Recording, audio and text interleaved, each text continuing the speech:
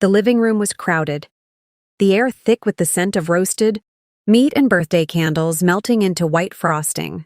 Laughter bounced off the walls, glasses clinked, and every surface seemed to shimmer with the energy of celebration. But in the corner, clutching a small, carefully wrapped box, I felt invisible. My father's voice boomed above the noise, calling for everyone's attention. "Let's see what my eldest has brought me this year." His eyes found me sharp and expectant. I stepped forward, hands trembling, and placed the gift in his outstretched palm. It was nothing fancy, just a watch I'd saved for. Weeks of skipped lunches and late shifts at the bookstore. I'd wrapped it myself, hoping the blue ribbon would make it look more special. He tore the paper away, the room falling silent as he opened the box.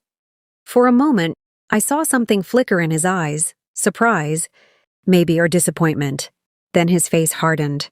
He held the watch up for everyone to see, his lips curling into a sneer. "Is this all you think I deserve?" His voice was loud, slicing through the quiet. "A cheap watch? After everything I've done for you?" A few people laughed, unsure, glancing at each other. My aunt covered her mouth, my cousin looked away. I felt my cheeks burn, my heart pounding so hard I thought it might burst. I wanted to explain, to tell him how hard I'd worked, how much I'd wanted to make him happy. But the words stuck in my throat. He tossed the box onto the table, the watch clattering against the plates.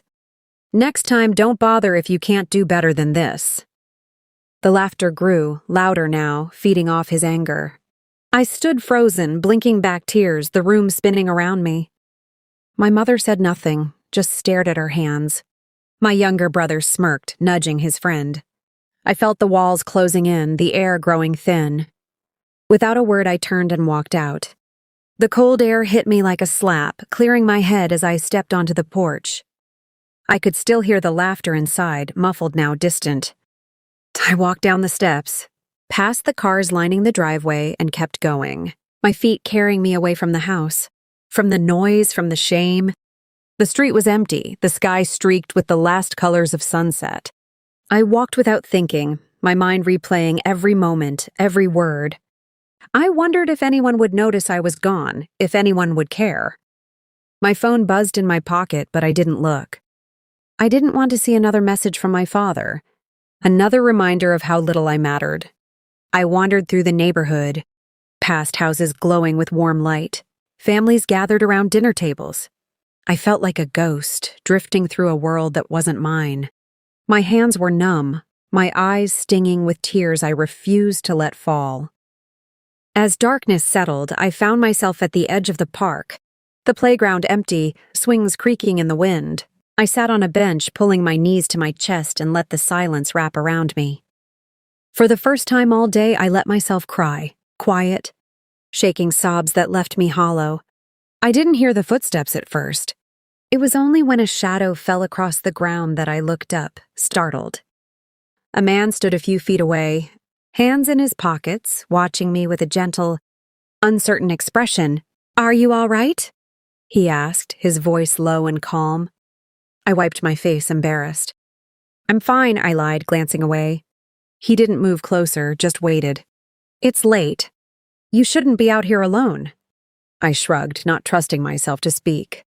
The man hesitated, then sat on the far end of the bench, leaving space between us. "I know this might sound strange," he said quietly, "but I saw you leave the house. You looked upset." I stiffened, suddenly wary. "Were you at the party?" He shook his head.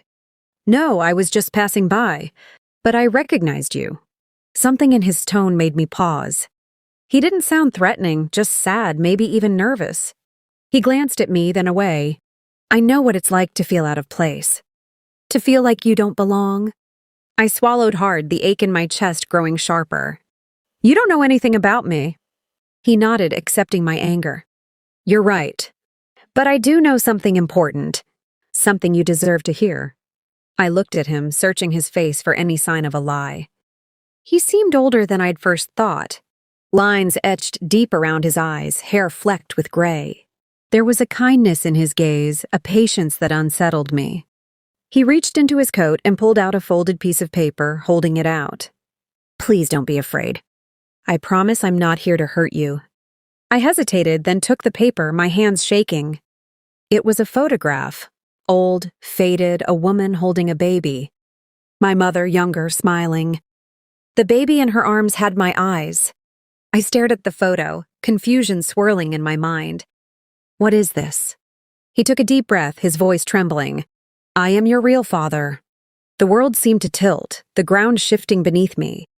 I stared at him, the photo clutched in my hand, my heart pounding in my ears. He waited, letting the silence stretch between us. There's so much you don't know, but you deserve the truth. The words echoed in my mind, louder than the wind rustling through the trees. I am your real father. I stared at the man beside me, searching for any sign that this was some cruel joke, some trick played by fate or by my own exhausted imagination. But his eyes were steady, filled with a sadness that felt too real to fake. I clutched the photograph, my fingers trembling. How do I know you're telling the truth? My voice was barely more than a whisper. He nodded as if he'd expected the question. I have proof. More than just that photo. He reached into his coat again, pulling out a small envelope. Inside were documents, birth certificates, letters, even a faded hospital bracelet with my name on it. He handed them to me one by one, his hands careful, almost reverent. I scanned the papers, my mind racing. My name, his name, dates and signatures that matched.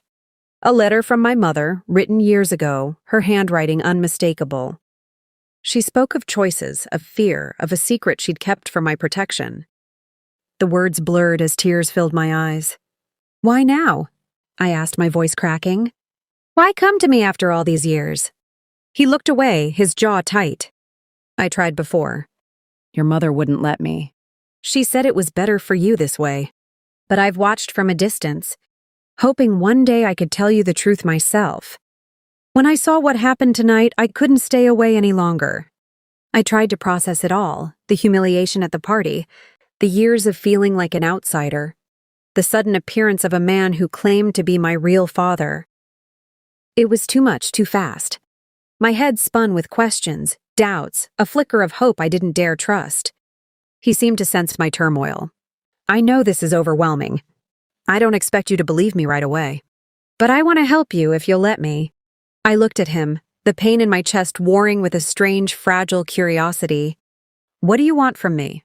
He shook his head. Nothing. I just want you to know who you are.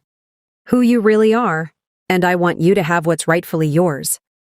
The words hung in the air, heavy with meaning. I thought of my father. No, the man I'd called my father, shouting at me in front of everyone, making me feel small, unworthy.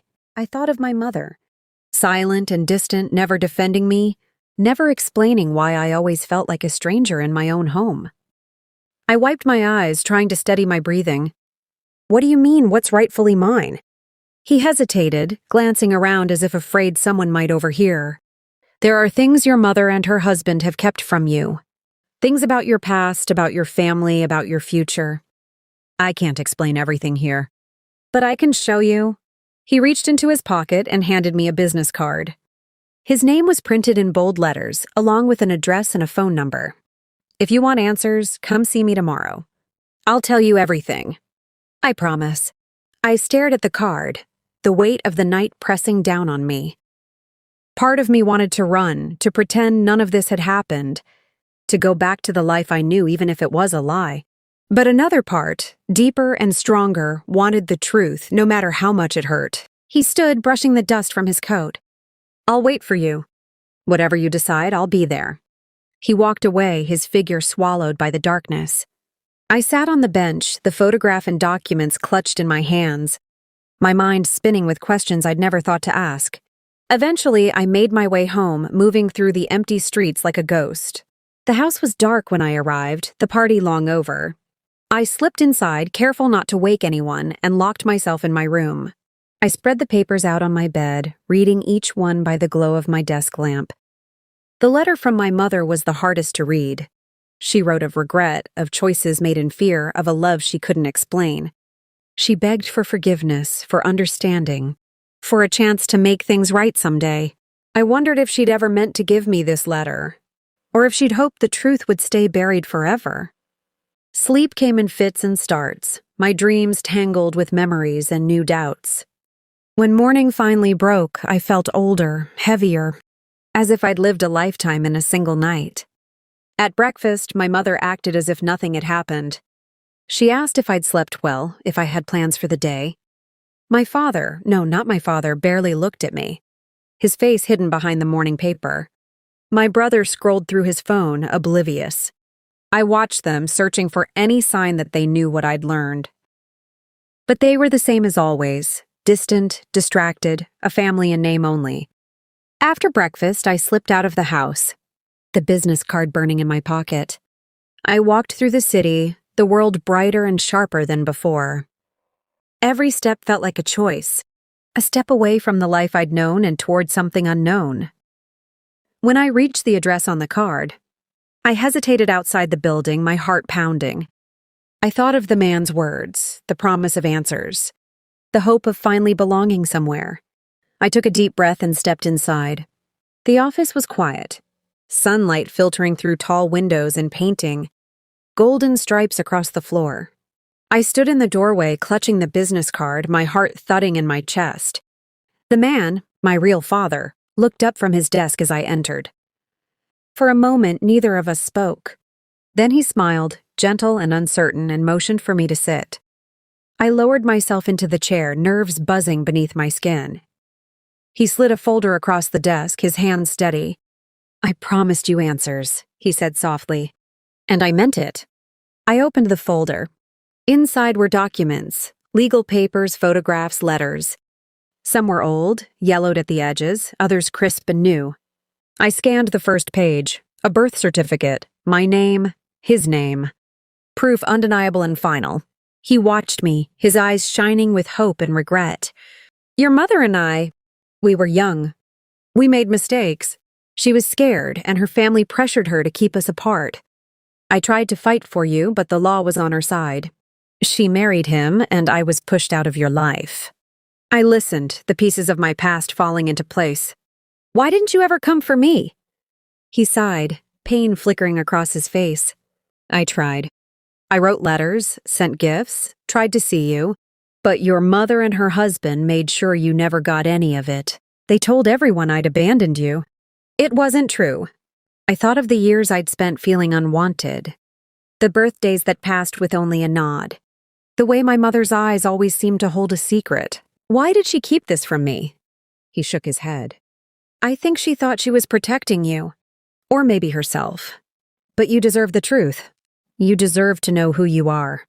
I turned the pages, finding more evidence, photos of me as a baby, letters addressed in handwriting I recognized from the night before. There were legal documents, too, a trust fund in my name, set up by my father before I was born. Money that had been hidden, siphoned away by my mother and her husband over the years. My hands shook as I read. "They took everything." He nodded, sorrow in his eyes. "But it's not too late. The judge reviewed the case after I filed a petition. With the evidence you have now, and the truth finally out, the court ruled in your favor. The trust is yours again. Your name is restored, and if you want, you can press charges for what they did." I sat back, the weight of it all pressing down on me. I thought of the humiliation at the birthday party, the years of feeling like an outsider, the secrets and lies that had shaped my life. I thought of the man sitting across from me, the father I'd never known, offering me a chance to reclaim what was mine. Tears welled in my eyes, but I didn't look away. "What do I do now?" He reached across the desk, his hand warm and steady. "Whatever you want. You're free now. You have a future that belongs to you, not to anyone else." I nodded, a sense of peace settling over me. For the first time I felt seen. I felt real. Later that week, we stood together in the courthouse as the judge finalized the decision. My mother and her husband sat on the other side of the room, their faces pale and drawn. The judge's words echoed in the chamber. "The trust is restored to its rightful owner. The court recognizes the petitioner as the legal father." My mother wouldn't meet my eyes.